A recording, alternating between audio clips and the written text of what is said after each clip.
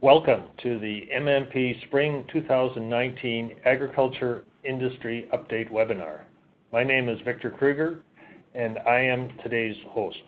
I am a Senior Vice President of MMP Ltd, which is the insolvency and restructuring arm of MMP LLP.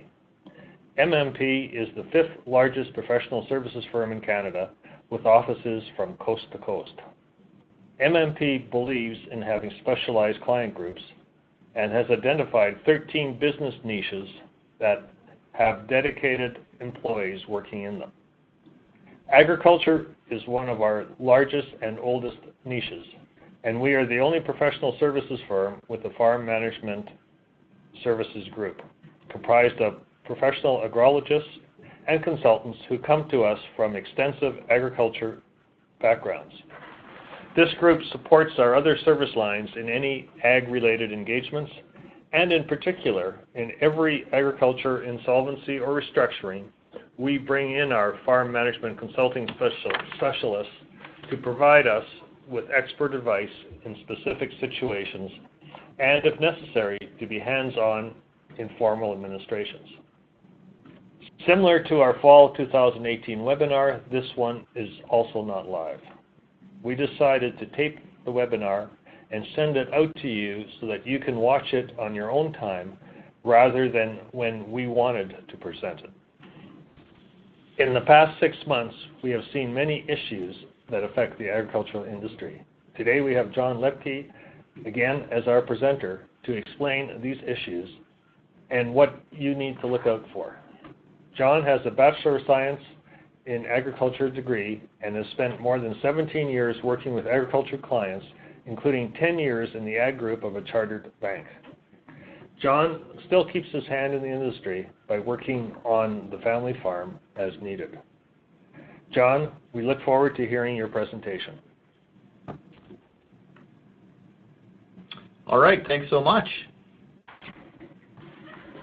This is kind of what we're going to cover today. Look at some market fundamentals just to start off with.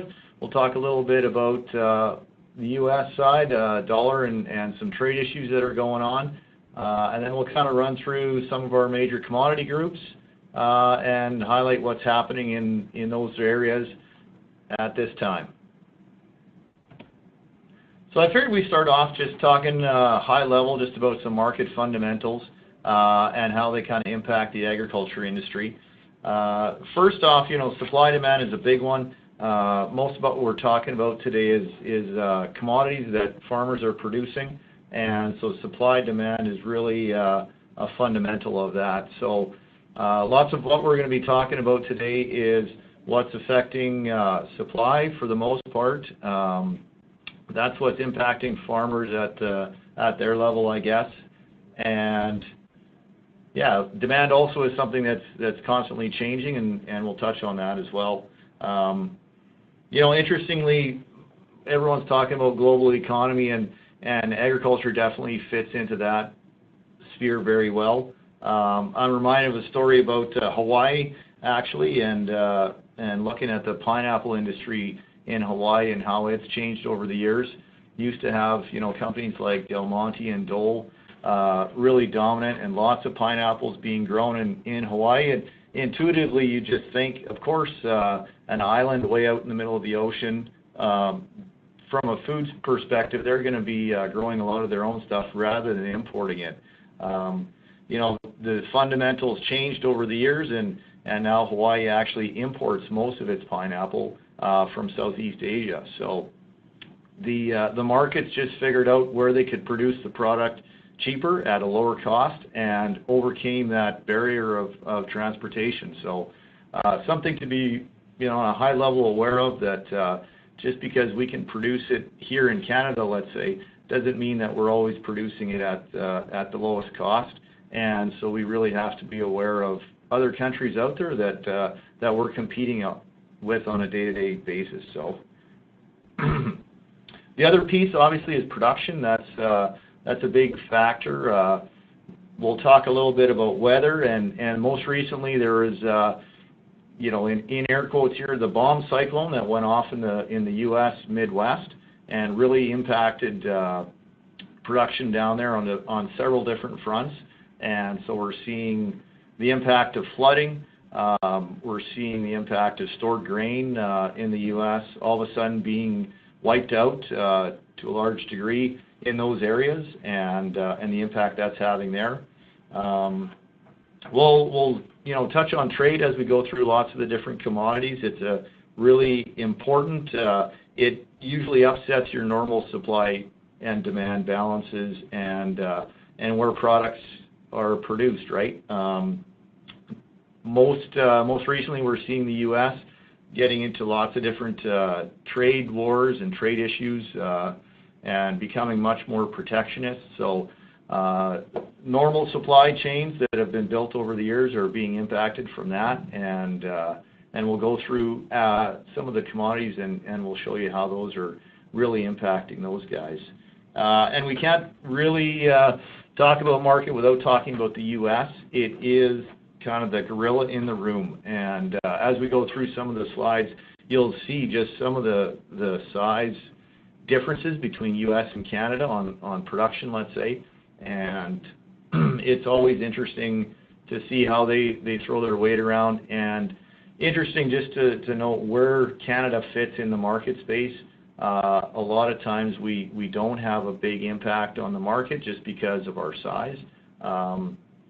And most of our products are priced off of the U.S. market. So sometimes people ask us, how come you talk so much about the U.S.? This is Canada, but we're just impacted so much by the U.S. because all of our commodities are mostly tightly intermingled, and what happens in the U.S. just directly impacts us here in Canada. So talked about supply demand here at the beginning. And obviously we have some supply managed industries in Canada as well, where supply of poultry, milk, eggs, those types of things are controlled and go up as demand domestically is needed. So we're not competing with other countries in that respect. However, we'll see some of the trade impact that could potentially have in the future. So as I mentioned, lots of trade happens between Canada and the U.S. So it's always interesting just to look at the trend of foreign exchange. Farmers are selling their product, and even though it's in Canadian dollars, a lot of times it is based off of some sort of foreign exchange component. So over the last year here, we have seen that the FX is moving in favor of anyone exporting or getting paid in U.S. dollars. So that trend is nice for farmers. And we've noticed also has insulated us from some pricing, let's say in the U.S., if they're looking at a counterpart down there. The U.S. farmer might be feeling the impact of a price much more so than we will be in Canada, because we've got kind of a 25 to 30% buffer once you translate that U.S. price back up here into Canadian dollars. So always something to keep in mind when we're looking at pricing on all of our different commodities. So I wanted just to touch on some of the trade deals that are currently in play and some of the impacts that they're going to have on Canada. The first one is CPTPP, and it was recently ratified, so it just came into effect here December 30th, and I've kind of highlighted on the slide there the 7 countries that have ratified it and are part of it already. I believe it was Vietnam came in last on January 14th, so we're already starting to see some of the benefits of being in the CPTPP and how those trade relations are benefiting Canadians.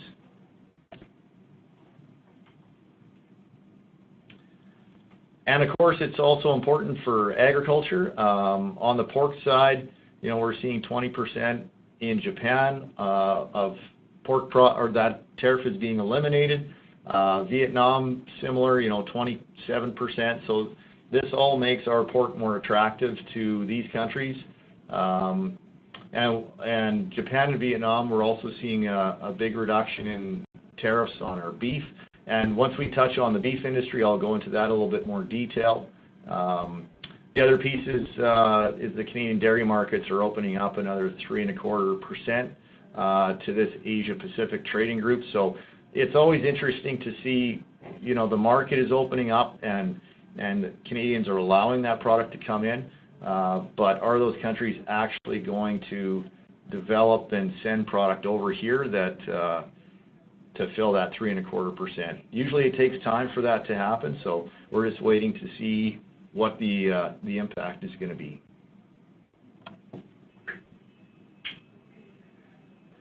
And of course, if we're talking trade, we can't leave out USMCA, formerly known as NAFTA. Obviously going by many names. Also, if you're Canadian, it's the CUSMA or NAFTA 2.0. And as you can see, it took just over a year for things to actually come to an agreement from August 2017 to September 2018.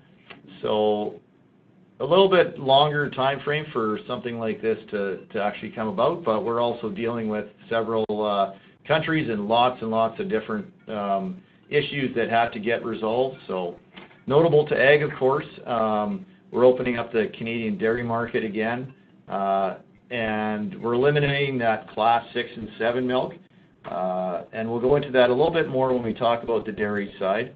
But there is potential for that to impact the price of milk as we go forward. And of course, we're opening up the chicken, egg, and turkey markets a little bit as we go forward here.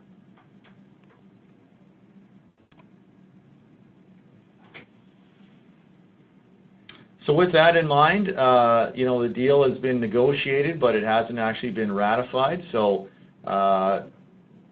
there's lots of individuals out there speculating it actually is going to take longer to ratify this deal than to actually negotiate it. So it has to go through all the governmental regulations and processes in each of the three countries. So that looks like it's going to be taking some time.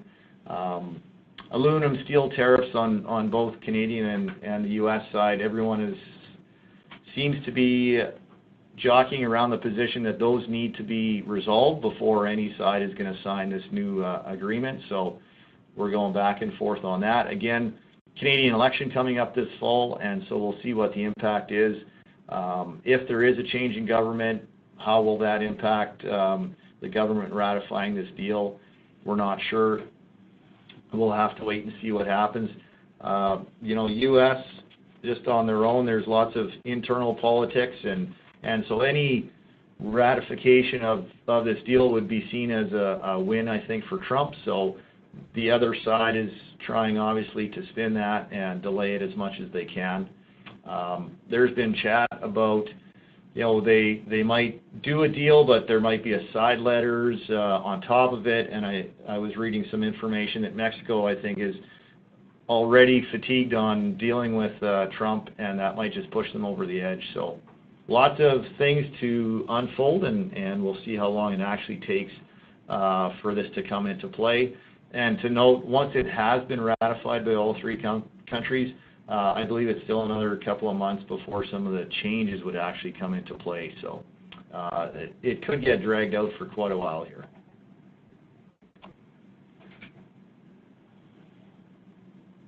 So we're going to talk a little bit about the poultry industry and how it's looking for 2019. You know, I think poultry is pretty steady as you go for the most part. The outlook is good. I'd say the only asterisk or caveat to that would be maybe on the turkey side. We've seen some turkey quota being clawed back a little bit, so demand for turkey does seem to be a little bit on the decline. But on the other side, the chicken, the eggs, seems to be pretty good. And we'll get into the demand on the next slide, but that seems to be really driving prices. And we already touched on USMCA. There is going to be some compensation for opening up the Canadian market. It was announced that I believe it will be just over $1 billion for the poultry industry. What that exactly looks like kind of remains to be seen. So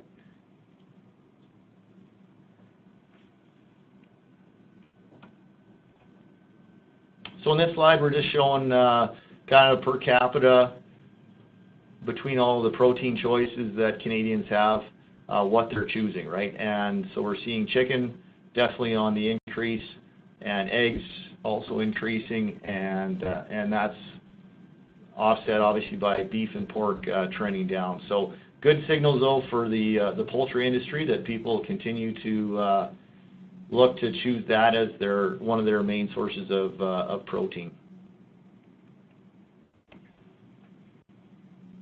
Moving on to the dairy industry, I was actually just at the Canadian Dairy Expo. Just got back late last night, so lots of optimism in the dairy industry. Even though we've got some of these trade issues that are hanging over people's heads. I believe in summertime of 2018, there was more uncertainty in the industry as people didn't know what direction these trade negotiations were going to go. And even though they may not have gone the way people wanted to in the dairy industry, at least it's a little more certain where they will land. So I know that the mood has sort of changed, talking to dairy producers, and everyone seems more optimistic. So part of that is that demand for butterfat is going up. Prices are, the outlook looks pretty good for 2019. 2018, I know prices were somewhat depressed, so dairy farmers' margins were being impacted by that. As a result, for the increased demand for butterfat, quota holdings are increasing. In the West here, we saw 4% recently handed out in February, and so it does appear that demand for butterfat is going to continue to increase here as we go forward. We're seeing further consolidation in the industry, and I wouldn't say this is just necessarily in dairy, but we're seeing a little bit more recently where the bigger farms are starting to buy up smaller individuals that are looking to exit the industry. So average dairy size farm is increasing year over year, and so just a trend that we're seeing in the industry. When we're talking about trade, if the USMCA does go through, would see the elimination of that Class 7 milk, which was priced off of the world market. And, we feel that the impact of that would be a lower overall blend price for dairy farmers.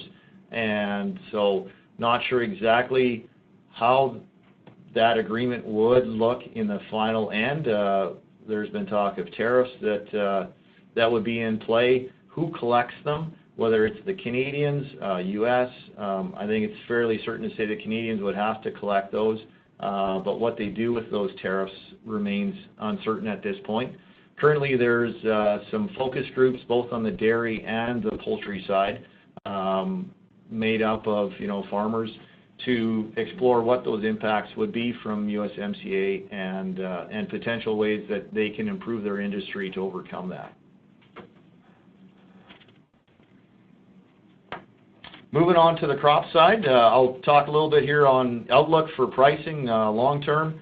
We'll get into some seeding intentions, talk again about some trade, and then some of the weather impacts that are changing some dynamics on the crop side. This is a really interesting slide put out by the USDA, and the graph on the left shows the real price of 4 major crops across the world from 1960 and projecting out past 2020. As you can see, as a general trend, we're seeing that trending downwards. Corn prices, as it says, are 59% down, soybeans 52%, and wheat 65%. So the long-term outlook for pricing of major crops anyways is continuing to trend down. And we talked a little bit about supply demand at the beginning, and so the graph on the right really illustrates why prices are potentially shifting down there. Production has just skyrocketed, and USDA is projecting it's continue to skyrocket as we go forward. And so as your supply really starts increasing, it's, as the slide says, it's just outstripping demand, and that's driving prices down.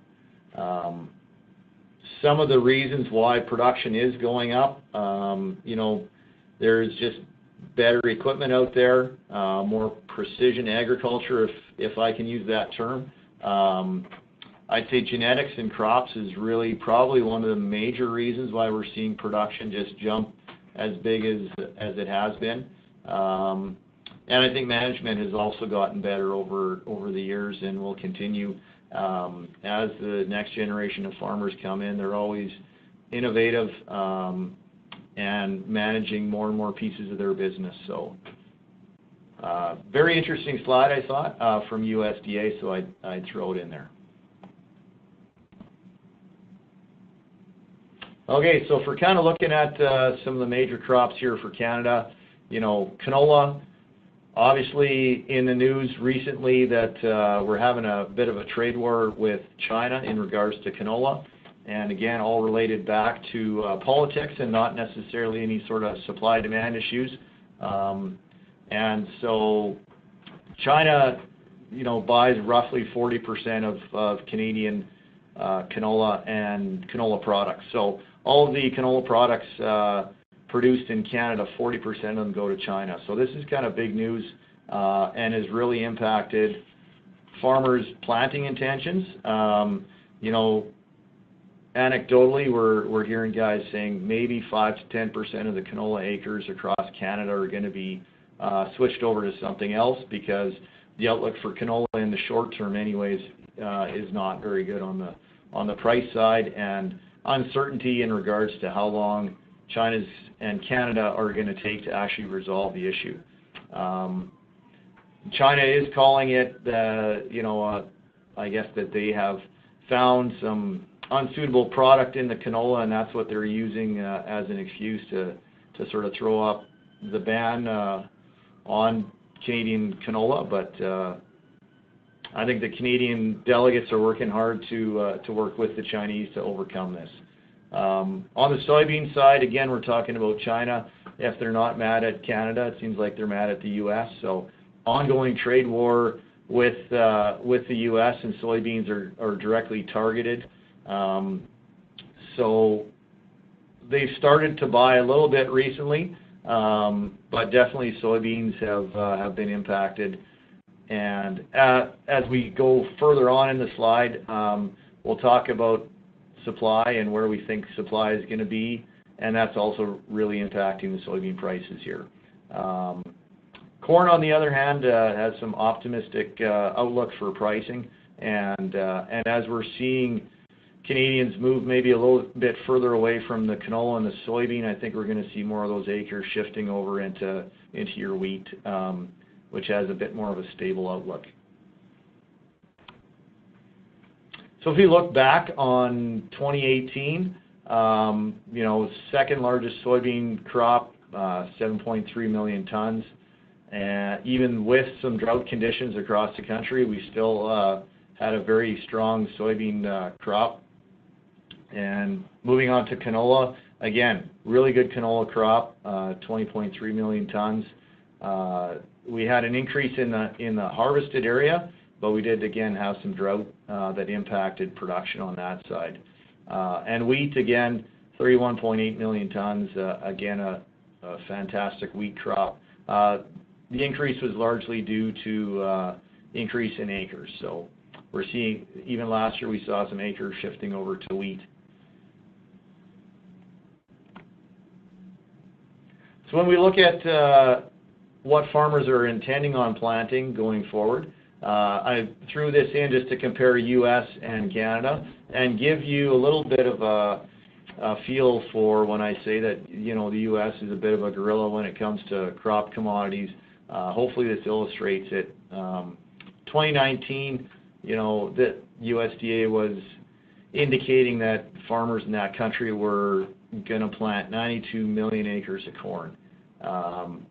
And when you compare that to Canada, 3.8 million, right? So pretty insignificant when you're looking at a massive 92 million acres in the U.S.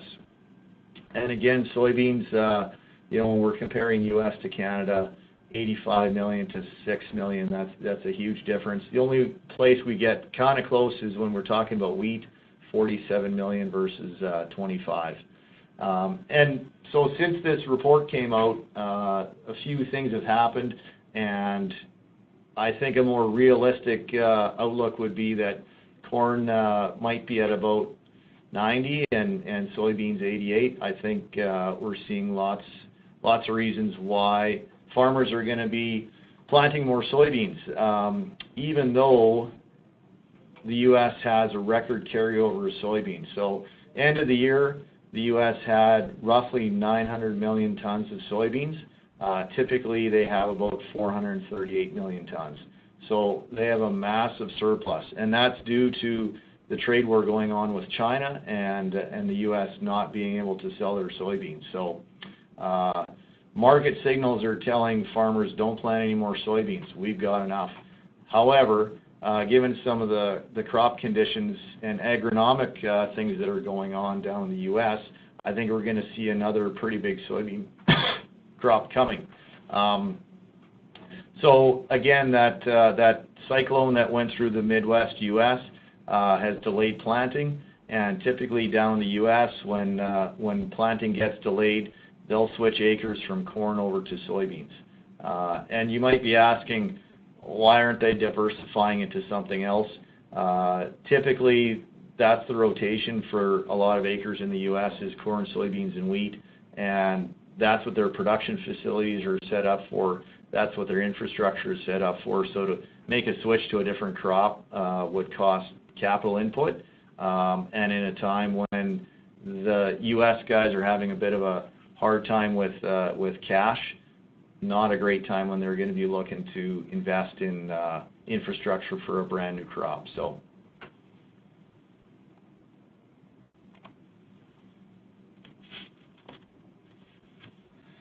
again, this is an interesting slide and just shows some of the impact of trade. I mentioned, the trade war going on with China and the huge surplus that's creating. And as you can see from this slide, U.S. soybean prices were really closely following the Brazil price right up until the Chinese started retaliating against the U.S. and putting big tariffs on U.S. soybeans. Then we saw a huge shift in soybean prices, and the Brazilian prices stayed up, obviously, as Chinese were substituting Brazilian beans for U.S. beans. And then once they start talking about a truce, prices seem to come back together a little bit. Most recently, I think the Chinese indicated they would buy 858,000 tons of U.S. soybeans. And if you look back on my previous slide, and when I was talking about 900 million tons, it sounds like it's a big number until you realize there's a huge surplus of beans in the U.S. right now. So moving on, I'm going to talk a little bit about farm equipment. We're kind of seeing lower tractor sales and four-wheel drive tractors, at least year over year till February anyways. And really, I think what's happening is we're seeing some of the impact of the aluminum and steel tariffs are finally impacting farmers' decisions. There is a bit of a lag effect where, the tariffs went in, but the equipment that had been manufactured was pre-tariff, so that was all sold off, and now we're getting into the inventory that has the aluminum and steel tariffs impacted by it. So as those prices have gone up, farmers are just choosing to buy a little less, and that's supported here by the change in sales patterns. The other thing that's impacting it, we're seeing some really big auction sales. Ritchie Brothers has, if you look at their listings, they're holding some huge farm equipment sales and have been over the winter time. So very interesting to see how that's impacted. And I guess carbon tax is another thing we should quickly touch on. Even though farmers and the fuel that they run is exempt from the carbon tax, there is still going to be an impact on margins from the carbon tax. Everything moving to or from the farm that's not run on farm fuel is still going to be impacted from that perspective. So all along the supply chain, those costs are going to be passed along, we're presuming, and so farmers are going to have to bear some of the brunt of that. Moving on to hogs, there's a lot of things going on in hogs right now. We're projecting it's going to be a pretty profitable year for farmers on the hog side, even with feed costs rising due to some rising corn prices. Trade has been a bit of an issue in the past. Again, China and U.S., their trade wars impacted us. Our hogs are priced off of the U.S. hogs, so when they go to war with China and their prices are depressed, that impacts the farmers' prices here in Canada as well. The bigger impact, though, is some of the disease pressure that we're seeing.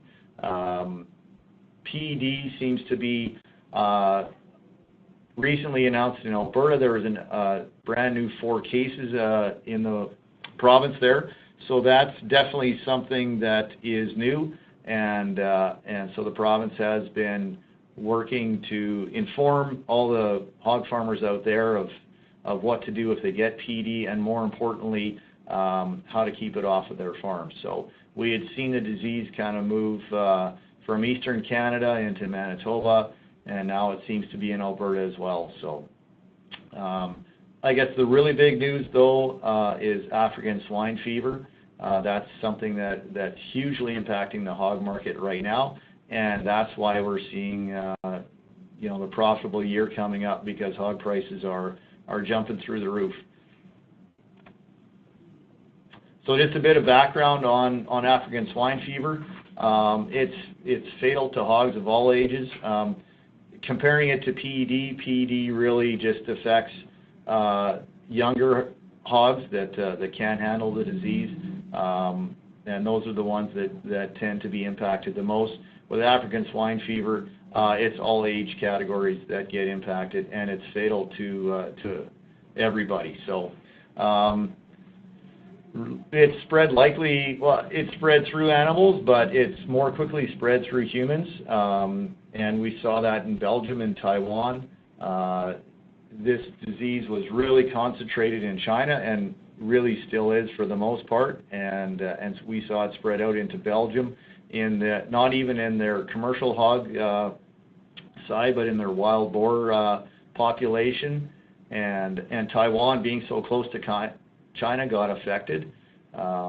So China is the country that's being impacted the most right now. And so to put it in perspective, China has 433 million hogs. That is half of the world's population of hogs, all concentrated in China. There's 112 cases of this disease reported in China, and about 1 million hogs that have already been culled due to the disease. And I'll say that, any information that does come out of China is usually, I guess the industry always looks at it a little bit from a jaded perspective, because no one knows exactly inventory of different commodities on the farm side in China and what's actually happening. The communication is pretty limited sometimes on an official level. So people that have been in China and seen the devastation are saying it's more like 300 to 500 cases of African swine fever, and more like 5 million hogs that have been culled. So a huge impact. What we've seen is retail prices kind of shoot through the roof in China, and I think we're going to continue to see that as the disease kind of keeps going. There is no vaccine for ASF, as it's called, African swine fever, and so biosecurity is really quite low by North American standards in China, and so we're not seeing that there's any stop to the spread of this disease.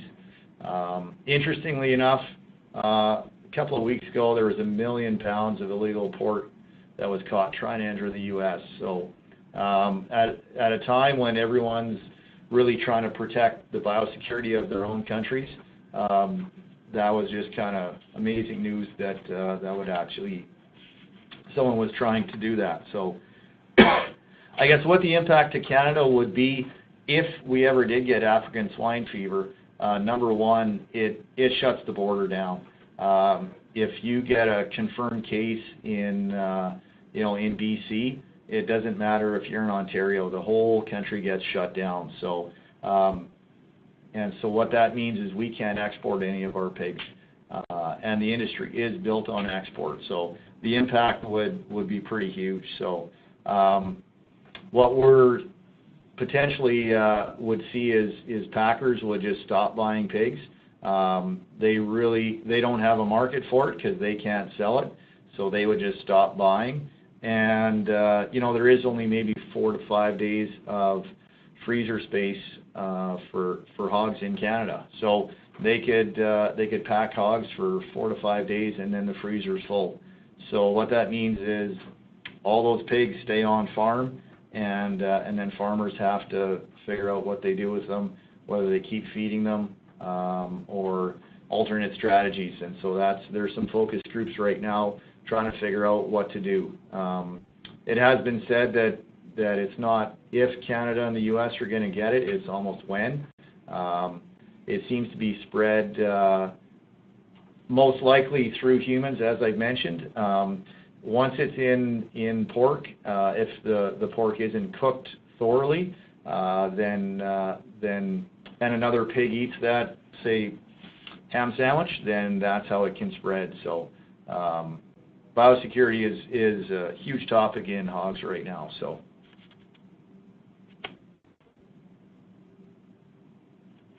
and this slide kind of illustrates the impact that we've seen on hog prices.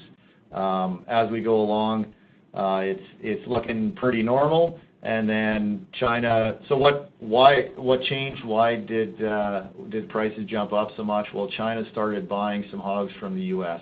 So even though they're under this trade war, the impact is big enough that they actually went out and bought hogs from the U.S., which signaled to the market that it was a real problem, and it was going to be a pretty big one. Attended the Banff Pork Conference in January, and so everyone was very aware in Canada and around the world that this was kind of a big issue even back then. But if you look at the chart, there's no change in price back in January, really. If anything, it's almost going down. And so even though the industry knew that it was a problem, officially nothing had been announced by China as to the magnitude of the problem. It was only when they actually went out and purchased hogs in the market at a huge tariff that signaled to the market that there was an issue, and then prices jumped up from there. So this was a slide that we put up back in the fall on where we kind of thought, fair to finish net earnings were going to be. Obviously, they're going to be way higher than this now, probably at least $20 to $30 higher per head. So you're going to see some good profitability for guys on the hog side.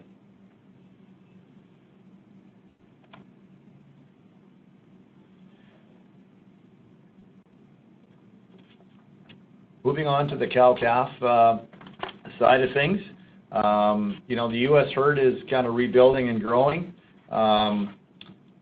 Saw some social media from Midwest on, again, that bomb cyclone and what the impact had on cattle. So cattle were buried in some of the snow.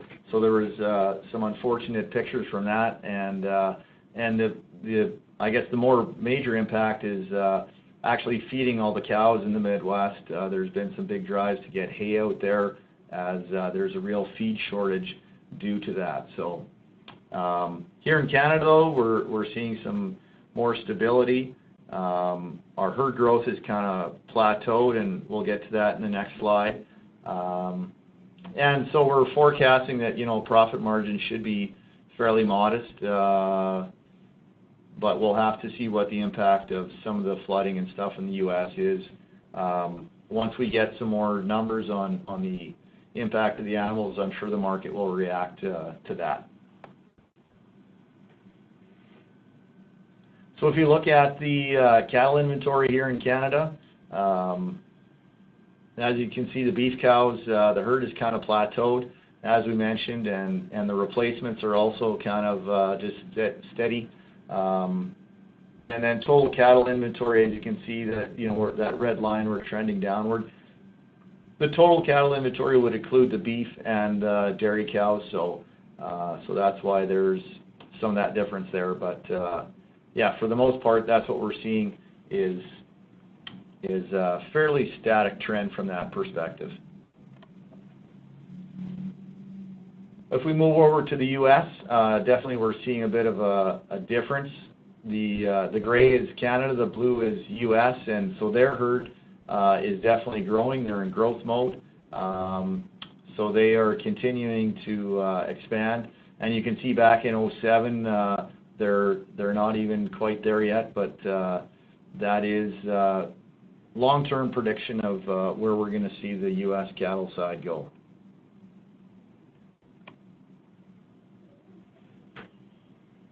If we're looking on the feedlot side, we're 2019, we're seeing some pressure on prices, and that's due to the U.S. side. As you can see, they're growing, and so there's a potential they might outstrip demand here, and so that's going to pressure the market. Again, as we chatted about earlier, we do have that benefit of the U.S. foreign exchange, so even though the market is pressuring, we do get a bit of that cushion by that foreign exchange. Feedlot space in Canada seems to be at a bit of a premium. Used to be no problem finding feedlot space, but that is definitely filling up. And the other thing that might impact the market is if all of a sudden there is a big run on pork, then a potential alternative to pork could be beef. So if all of a sudden China's running out of pork, they might look at buying beef, depending on price, obviously. So we might see some more demand for beef, which could support prices. The other interesting thing on the feedlot side is we're seeing some Canadian feedlot operators look at setting up in the U.S. The reason being that the regulatory environment is a lot laxer down there. So you can set up a fairly big feedlot in a matter of 2 months, whereas in Canada it might take you more like 2 years. So due to that, we're seeing some Canadians looking at diversifying their feedlot operations and owning Canadian and U.S. assets. And we're going to talk about trade here a little bit and how some of these new trade deals are impacting the beef side.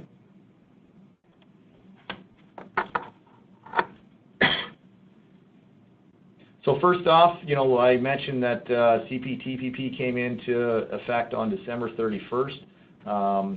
And what we're seeing, interestingly, especially in the beef side, in the Japan market, we've just seen a real increase in interest for Canadian beef.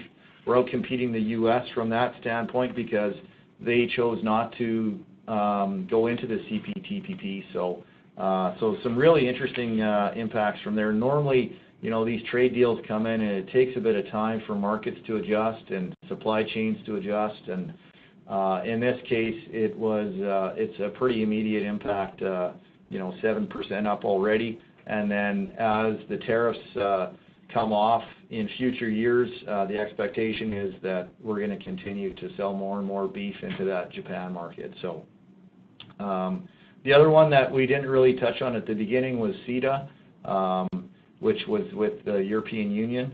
So as we've seen there, the exports to those countries have doubled both in volume and in value. The real challenge that we're seeing is getting herds EU certified in Canada here by CFIA vets. There just seems to be a lot of drag on that piece. So even though there's demand for product, we're having a little bit of a tough time supplying it just due to getting these herds certified properly by EU standards. So, and the other one that could potentially impact the beef side is Mercosur. That one is in negotiations, and as we go through that, we could open up the beef industry a bit to the Brazilian market. They've got a massive Brazilian beef market, and so they're always always looking at different export markets. So definitely we want to, from our industry, we want to keep the Brazilians out as much as we can. So we'll see where the federal government lands up negotiating that.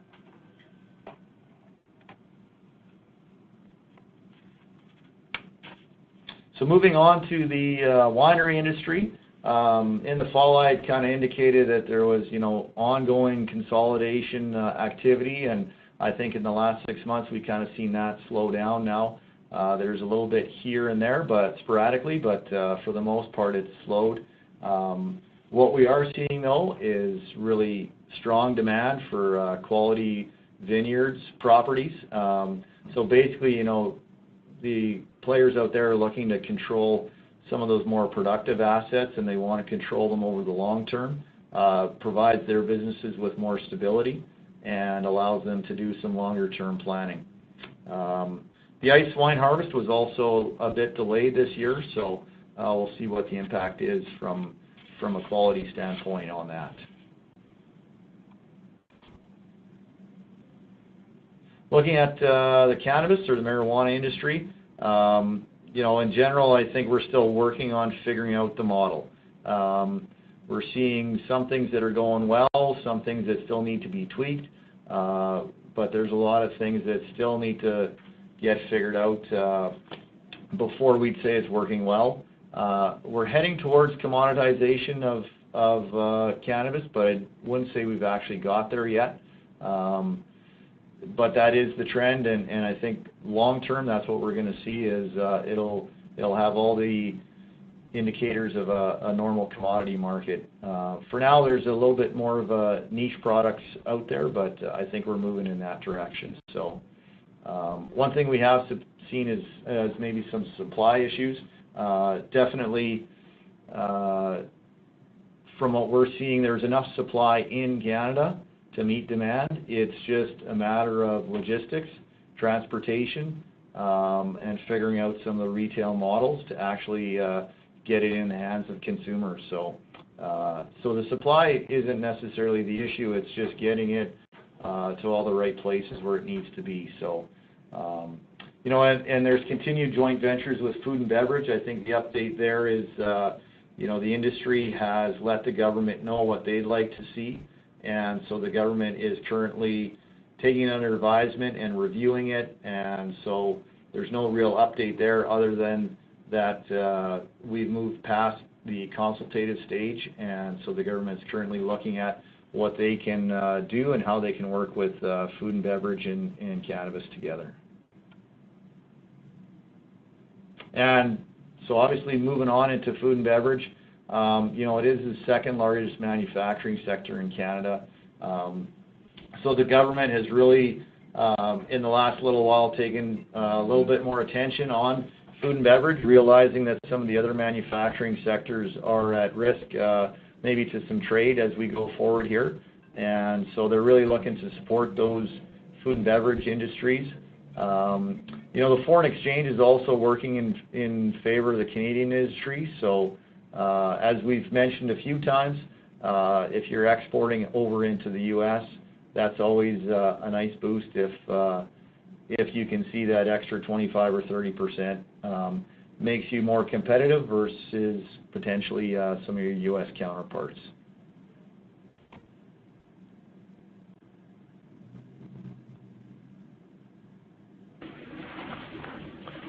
Thank you, John. That's a very interesting and insightful presentation.